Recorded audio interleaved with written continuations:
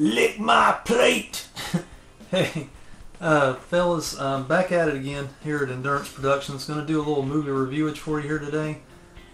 This one turned out to be a very good viewing experience for me, folks. It helped me gain a new appreciation for a film, if you will, that I just not really forgot about or didn't really watch a whole lot. It's in my collection already. It's none other than I'm going to review the new, or not really new, but the DVD presentation of the Texas Chainsaw Massacre 2 Gruesome Edition. This is the special edition that I've been trying to get my hands on for a while. Folks, let me tell you a little story. You know, we all know the greats. This is a great horror movie, okay? The Texas Chainsaw Massacre original.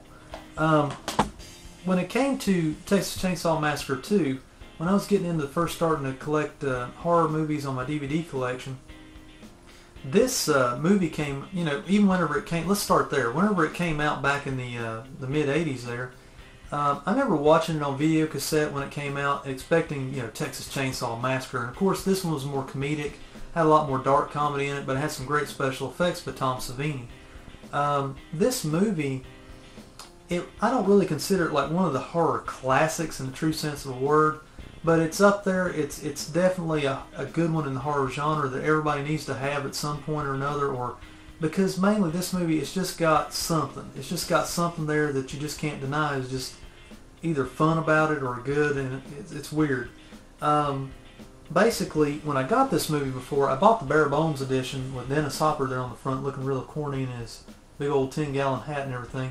It's a bare bone edition. It's got a theatrical trailer on it. You know, it's one early MGM DVDs. I put it in the collection, and I got it out every once in a while at Halloween, and I'd watch it, but, you know, it's just one of those, it's not as good as the original, of course, but I'd get it out every once in a while and watch it. But I kept hearing all these little rumblings that there was a new edition out, but it just somehow slipped under my radar, and I never really researched getting it. This is the case in Texas Chainsaw Massacre 2, the Gruesome Edition. Folks, I spent a couple hours, or actually about 3 in fact, because this thing is loaded with special features. It's like somewhere along the way MGM took some time and said, hey look, we got to beef up these DVDs. And I keep finding them after the fact, after they've been out for a while. This DVD, folks, I paid $5 at a used movie and bookstore that I frequent. I have been so happy with this purchase, folks. I've enjoyed this experience so much, and to say, I mean, it brings me to say, I really enjoy this movie a whole lot more now because of the special features involved with this movie. It gave me a whole new appreciation for the movie in and of itself. What makes this new Gruesome Edition a whole lot better than the bare bones is its special features. What kind of threw me, folks, is I was like, oh, it's $5, I'll buy it. It does here on the back. It has feature audio commentaries, 2 of them in fact, with cast and crew and the director. It's got the cutting room floor deleted scenes. It runs in the family featurette.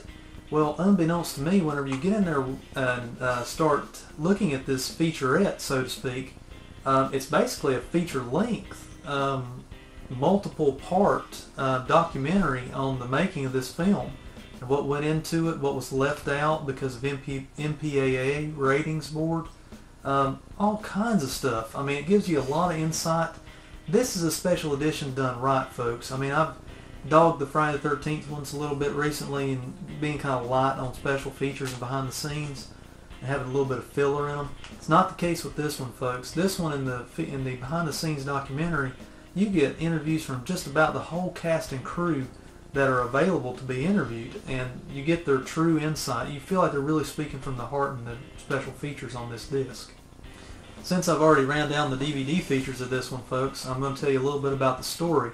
The story basically picks up with the remainders of the old Sawyer family, who's now still, you find that they're still roaming Texas, and like I say, this one's a little more comedic, and after watching documentaries, it helps you understand why this one was a little more different than the first one. Tobe Hooper wanted to take this one in a totally different direction. He wanted to make this one just totally different because he didn't want it to be more of the same as the first one, and it just helps you understand it a little bit better. This one picks up with the Sawyer family, the cook, of course Leatherface, and old Chop Top, played by Bill Moseley, with his over-the-top, over-the-top role there.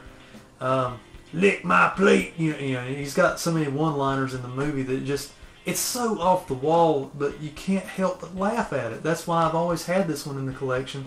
I never really thought it was the best one, of course, but it just, you can't help but like it in some way, shape, or form. It picks up with them kind of roaming Texas behind the scenes, and the radio DJ catches some sounds on the airwaves there of some yuppie teens driving across Texas on a party weekend. I can't remember what holiday it is in the movie, but Leatherface and Chop Top do a little number on them there, and don't want to totally ruin it if you've never seen it. And by way of that, she figures out that, you know, there's more than meets the eye. There's some weird stuff going on here, and they've been murdered.